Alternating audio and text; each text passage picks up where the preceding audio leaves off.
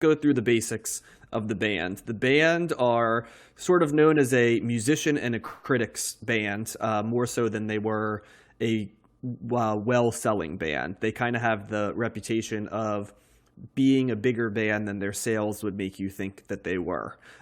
They sold relatively well, especially in the mid to late 70s, but the 60s work and the 70s work that's considered sort of their peak work was not great selling and not overwhelmingly high charting either. But critics and musicians themselves always loved the band.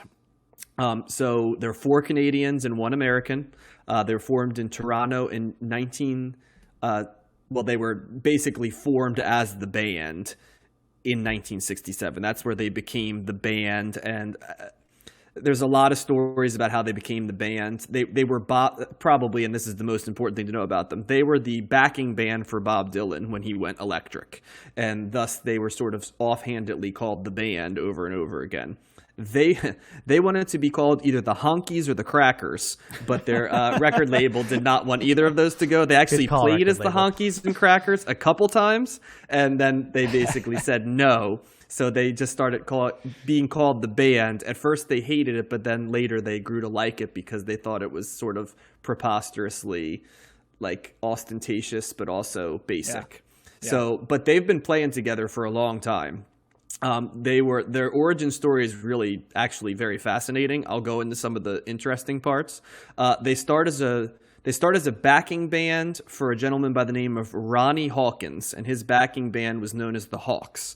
And what Ronnie Hawkins is often, in the research I'm doing, referred to as Canada's Elvis. So to get an idea of Ronnie Hawkins' general ethos, he's Canada's Elvis. And what he was known for doing was he was known for any time there was another band that was getting any sort of acclaim or esteem, he would go in and he would hire away whoever the best musicians were in those bands. So he started with Lee Von Helm, who, and the thing to know about the band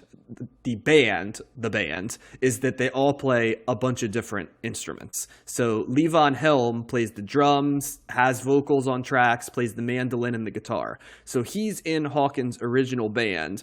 And then over the years, he plucks Rick Danko, who's the bassist and the fiddle player for the band and also one of their singers. He plucks Robbie Robertson, who's the lead guitarist and a vocalist for the band. And he plucks Richard Manuel, who's the keyboardist and drummer and another singer for the band. The only person that he did not pluck initially was a gentleman by the name of Garth Hudson, who was the saxophone player, the accordion player, and the keyboard player for the band. So Hudson knew all these guys, but he had really no interest in joining a band as like a full-time profession. He looked at playing music as a hobby, and he had an undergraduate degree in college, which, you know, at that time in the late 50s, early 60s. And it's important to remember, these guys are all about 15 to 18 years old. That was what was fascinating to me is they're talking about this in like 1959, right? And you're like, holy crap, like 1959, like these guys must be much older than I think, but no, most of them are between the ages of 15 and 18 at this point. So Hudson, you know, has he's one of the older members. He has his undergraduate degree, which is rare in that era, and he wanted to be a music teacher. So he keeps saying no to be brought in. And then eventually he decides he's going to join the Hawks if they pay him $10 a week in salary to sort of simulate, you know, the salary he would have gotten as a teacher. He would be considered the music theory expert of the band, and they needed to purchase him a brand new Lowry organ. And Hudson is well known as a really good organist, and even Ronnie Hawkins, who had a rep for being a little bit of a James Brown level taskmaster as like a band leader, he agreed to all this. And so basically he gets brought in to the band. As you might imagine from how I described Mr. Hawkins, they split with him in 1963 due to just a lot of things. He had a lot of rules. They wanted to play their own music. They weren't allowed to smoke pot. They weren't allowed to bring their girlfriends to performances. They had all-night rehearsals. They had fines, a lot like how we talked about James Brown as a band leader. So they split.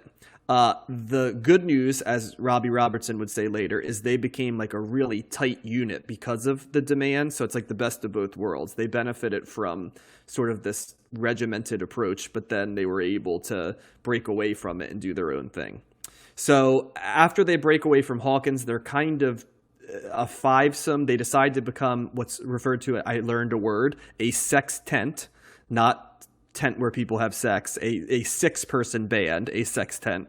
And that is where Jerry Penfound comes in and sax. At around this time, they're going to be a pretty famous musician by the name of Sonny Boy Williamson in the blues and R&B world. They're going to be his backing band, but right as they're about to do that, he dies, unfortunately. So they then later are playing, and a couple of them, Helm and Robertson most notably, are playing with Bob Dylan, who invites the two of them to be his backing band on the Electric albums. Helm and Robertson said, we'd be happy to, but we're very close to our band, and they basically said to them, you either have to hire us all or hire none of us. So Dylan decides to hire all of them. One of the funny things, and I'll save some of the stories about how Dylan found out about the band and, they moving to Saugerties, New York and making the Basement tapes. We'll kind of get into that later because we're going to do the Basement tapes in a bonus episode. So I want to save a little context there for that time. And also it plays a lot more into the second album as well as this one.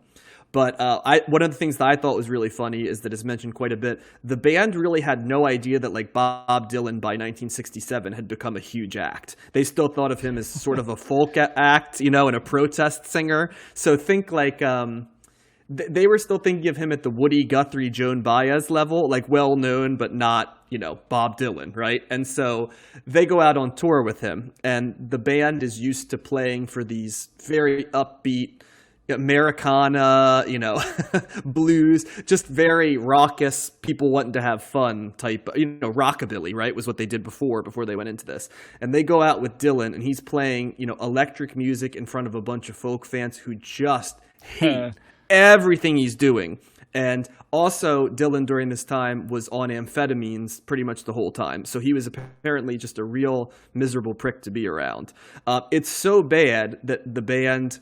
Levon Helm is so bothered, he actually quits it and goes and works on an oil rig about halfway through because he's just I can't do this anymore, Wow. And the rest of the band basically said it kind of sucked the fun out of it because they said everywhere they went, they would just be booed and have stuff thrown at them. And it just was, Dylan going electric was a whole thing that just was not well received. So after that, everybody's kind of done with that, but Dylan sort of has the motorcycle accident that we talked about way, way back in time in, I believe, our very first episode, if I remember correctly, right? Yep. We covered John Wesley Harding. Yeah, because he had the accident right before that, that was the album that came out after the motorcycle You got accident. It. So he goes into seclusion. At that point, he wasn't really enamored with the band outside of a couple members, but he gets convinced to bring them up to the Saugerties, Woodstock area, and they rent a house known as Big Pink, 56 Parnassus Lane to be exact. And that is when they initially start by recording the Basement tapes up there, which would be bootlegged and then released proper in the mid-70s. But then after doing that, they then make this album, Music from Big Pink. And they make it in 2 weeks, which is a fascinating turnaround time to give you an idea of how they were used to playing. Dylan was originally going to sing on this album, but then he realized if he sang on it, it would sort of take away from the band as their own act. And also the band, it seems like every member of the band sings on this album as well. So he instead, instead gives the cover art for the band. So when you look at the album, that's actually a piece of art from Bob Dylan. And I think we can probably leave it there. The Wait was the single. It only hit 63 in the U.S. Later, when it was used in Easy Rider, it would get up a little higher. And the album never peaked above number 30, though, ever. 3 of the songs on the album, This Wheel's on Fire, Tears of Rage, and I Shall Be Released, were Dylan songs, and that was the first 3 songs they recorded. Half of the album was recorded in Big Pink, and half of it was recorded later in L.A. When I say later, it was 5 songs. So In a Station, To Kingdom Come, Lonesome Susie, Long Black Veil, which is a cover, and I always think of as a Johnny Cash song, and I Shall Be Released are the 5 songs that were recorded in L.A. later. And the last thing I'll say is the album was designed to sound like the jam sessions that the band did, but it was also carefully crafted. So they were going for like a really good sounding album that was loose enough to seem like a jam session. And the lyrical themes of the album, according to the members of the band, are rural life, family, and spiritual and faith-related issues, which do come up quite a bit in the lyrics. All right, so that is the context for Music from the Big Pink by the band. Matt, what's your take? God, I love the band. I didn't know this album very well at all. I mean, I certainly knew The Wait, which is just a classic song, one of my favorite songs from the '60s, just fantastic. But I've known a lot about them. I've heard, I have the Basement tapes. I have listened to some of their albums before, but it's not like I really sat down to, listen to it often. But even the stuff that the band does that I'm not a huge fan of, I still really love. They just have such a great sound.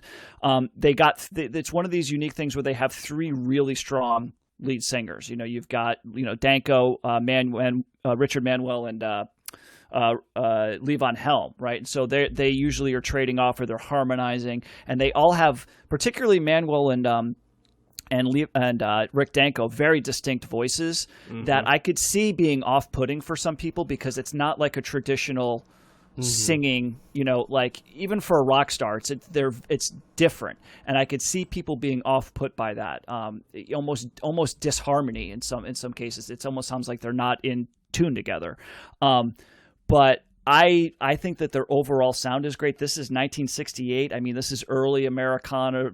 It's like Americana roots rock type stuff that really that influenced a lot of people. So, John, when you say that this is like kind of an artist's band, or a critic's band, that's definitely true. Yeah, this it's is not like a. Yep.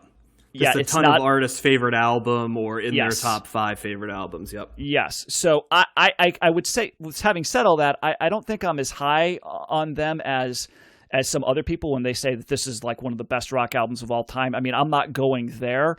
I like the band, with the exception of a couple of songs that really stand out, and certainly The Wait is one of them. I just like them as an overall sound. I really think that they're just a cool band, and I think that there were some fun surprises on here. I thought Chest Fever was a cool ass song with that organ. I mean, like, there's hard organ on here. Garth Hudson playing the organ is a distinct sound as well. Chest Fever is my favorite song on the whole album. Yep. Yeah, for sure. That's great. And I like the covers. Long Black Veil definitely is. I think of that certainly as a Johnny Cash song as well, but I think that they do that well. I like this the more I listen to it. It's I think I like it when they pick up a little bit more. I think like agreed. Caledonia Mission and I think We Can Talk kind of stand out as really good, kind of more upbeat songs. But they're just a cool ass band. Their story is tragic. I'm sure we'll get to some more stuff later on because they certainly had their issues, a lot of early deaths. But it's just a very unique band with a very distinct sound. As soon as you hear a band song, you like, this is the band, right? Whether you love it or not, you can definitely tell it's them, and it's a cool listen. I'm glad I listened to this more and got to know these songs a little bit more better than maybe I have listened to some of their stuff in the past. But man, they're just cool as shit. High praise. All right, Josh. My hot take is maybe they should have just stayed a backing band because, like Matt said, and I'm glad he pointed it out, I found whoever was singing, or depending on who was singing, distracting to the point of like me not enjoying the album. I really did not like the guy. I guess it was one or two guys that sang off, kind of in a higher pitched voice or like an off-key type of way, like Matt was saying. That's exactly the two that Matt mentioned. Yeah, it's Danko and Manuel. I mean, Levon does the lead for The Wait, Levon Helm does the lead for The Wait, and he's really not on this album too much as a lead singer. It's more the other two, but he's got more of a traditional, I think, an easier voice, and that's clear because he is a better singer than both of those other guys. And and he sings up on Cripple Creek too, which is the other song. Which is another awesome song. I guess knowing that, I wish Levon Helm was on this singing on this album more because I think I would have enjoyed it more. I really liked the music when I was trying to put the vocals out of my mind, and I like that Americana vibe that they give off. I like Long Black Veil, quite a bit, and Caledonia Mission too, and like you said, there's a lot of organ in this, and I don't think we've gotten as much organ up to this point as we have on this album, and that's so why they paid the man $10 a week. Yeah. So that was a nice change of pace. But I'll be interested to see what the other albums that we listen to with them come from, if I'm still annoyed by the singing, or if it mixes better, or just flows better for me. I do like Chest Fever as well, because they got some really great guitar parts on that as well, mixed with the organ. And yeah, The Wait is a classic. I don't know how you couldn't like that song. I think the back half of the album is better than the front half. I like those songs more. But yeah, so kind of a mixed review for me, just because of the vocals mostly. So I'm going to give a series of hot takes right here. The band to me has always been what I call a homework band, which is that I can appreciate all of what makes the band great while not particularly enjoying the product that they make. And to a larger extent, that is my take on a lot of Americana to begin with. Not all, but a lot. So the band to me are a little bit of a homework project band, and this album is probably as good an illustration of that as comes down the road. Chest Fever is a fantastic song, and The Wait, as has been mentioned, is a classic. I did like Caledonia Mission as well, but there's a lot of tracks on this that seem much longer than their runtime. The jamminess of it is really going to appeal to certain people. It doesn't for me. It's just the doors are blowing off of the stuff in a way that there's not. I remember that this album's pretty much universally loved, but as I was researching it, there was a guy, Robert Christgau from the Village Voice, who said, I'm going to try to pull up the quote right here as we're talking, because I thought it was such a good description of how he said, "It's a country soul feeling without imitating the realness of it and not having any human roughness around the edges. It's a technically solid album that can be morose and boring to listen to at times."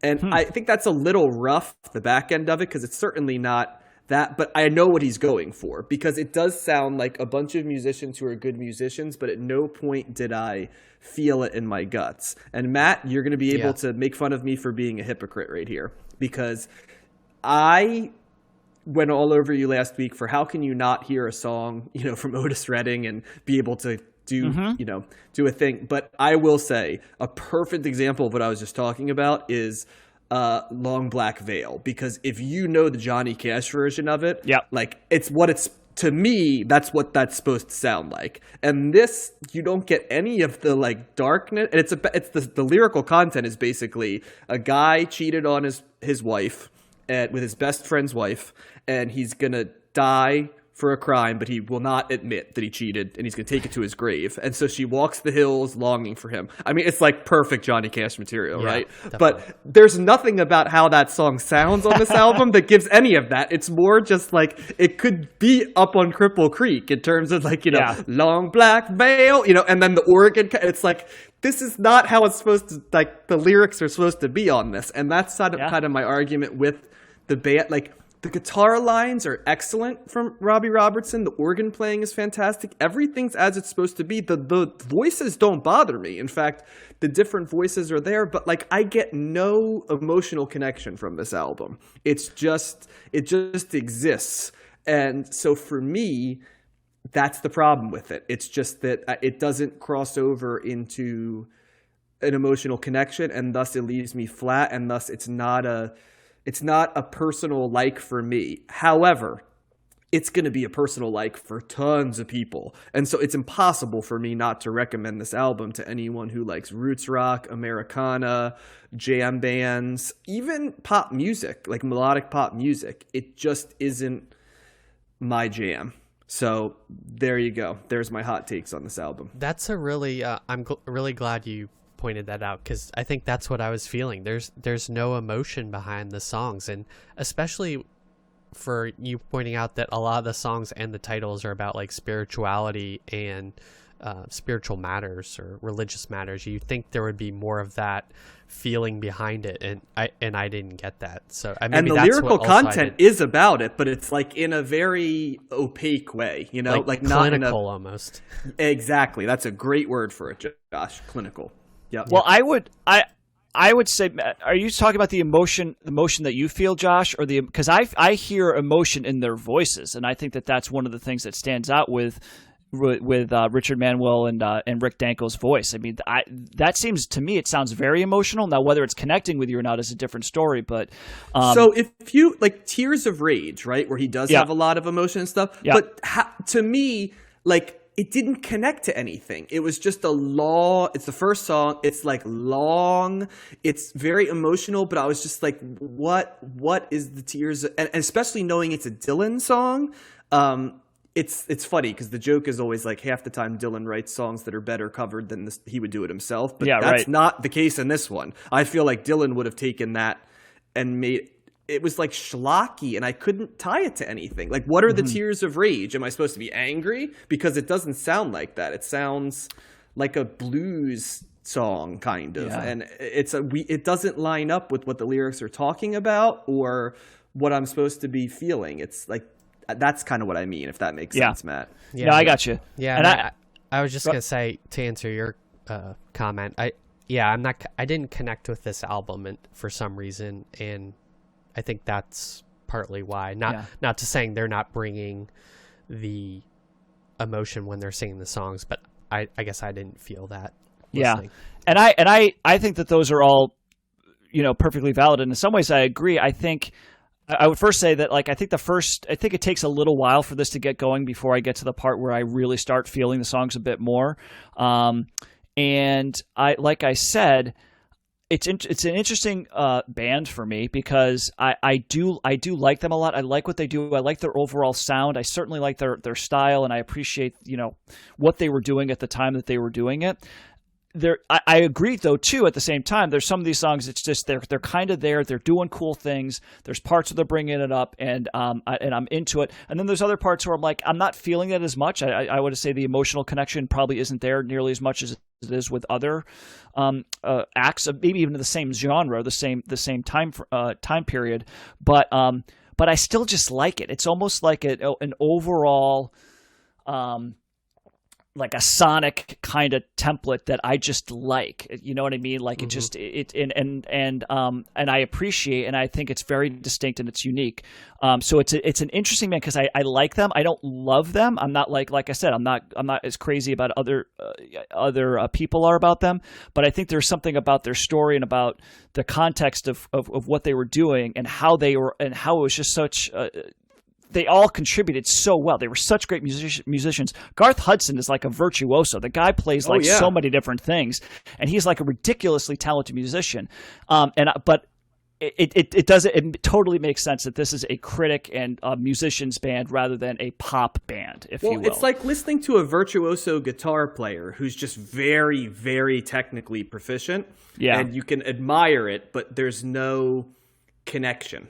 Right. That's how I feel. Or when, I don't mean to pick on them, but like a band like Dream Theater, right? Where they're doing a lot of complex stuff, but at no point do I ever feel in any way invested in what they're doing. Because it's just like, wow, you have all this skill, but it doesn't translate into, the 1 minute and 45 seconds that like the Ramones, Blitzkrieg Bop does, by doing next to nothing. And I don't want to knock it because I like the band better than I like those. And if I listen to it as just instrumental and get into that headspace, especially listening to it live, I think I'd like it more. But as a complete package, it just didn't do it for me. And so I think your take, though, is fair, Matt, because they are virtuoso players.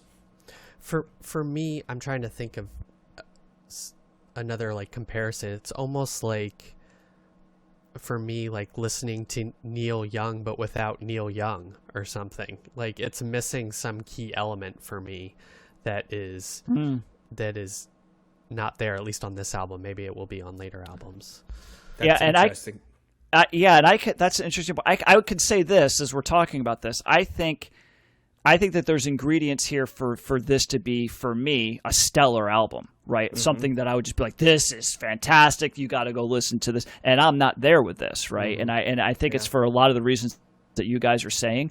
I think it could be better from my own personal standpoint, is in terms of what I look for. But I just think it's interesting. It's just it's the, I don't want to say it's the image, although that's part of it, but it's the musical image of this band. It's that sound that is very distinctive that I do like, and I don't get bored of it. But it's you feel about them like people feel about the Doors. It's as much about the mystique of them. Not that they sound similar, but the same kind of idea. It's like I like this band as much because of, I think in your case, Matt, it's because of the origin story, and I am aware of it, and they're tied to Bob Dylan, and I like Bob Dylan, and I love Americana music, and all of my favorite Americana artists love this band, so how can I not love this band? And whereas for me, Americana is a tougher sell, so the origin story it doesn't get me there, so it's just listening to it as a piece of music, right? Yeah. Yeah, and I think some of the songs are there, certainly, but it's the weight, like you said, Up on Cripple Creek, that's another great example. That's like, oh man, if they did more stuff like that, yes, I would agree. I'd be way more into them. But the songs that are, to me, like inferior to those are still good. They're still interesting to listen to. And some are better than just good. Some, like I said, Chest Fever was a good surprise. We Can Talk, I liked a lot. So, this is overall, this is just a very fascinating a band. Yeah, and it'll be interesting because we're going to do them in a couple more weeks, and we're going to do their second album. So it's going to be interesting to compare album 2 to album 1 and see if we have a different take, or if we sort of go the Simon and Garfunkel route where we basically do the same review 3 times. So, well, have you guys seen The Last Waltz? Yes. A long time ago, yes. Yeah. And I know Robbie Robertson and Martin Scorsese are a long-standing partnership in terms of scoring films, from Raging Bull all the way through the 80s and 90s. He's the go-to guy for Martin Scorsese in terms of scoring. Much to the dismay of Levon Helm. And the rest of the band. Yes, that was a big, yes. Robbie Robertson became the genius, and the rest of them got left behind, which is a bitter source of contention. Yeah, for sure. But we'll get there later.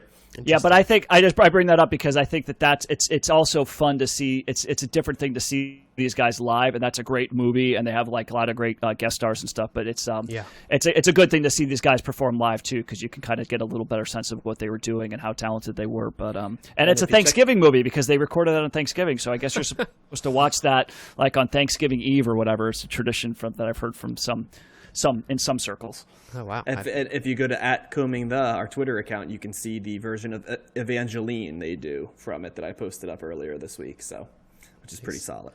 Mm-hmm. Well, I'm looking forward to listening to that next album. Maybe, I mean, this is their first album, to be fair, so maybe they change a little bit on the next one.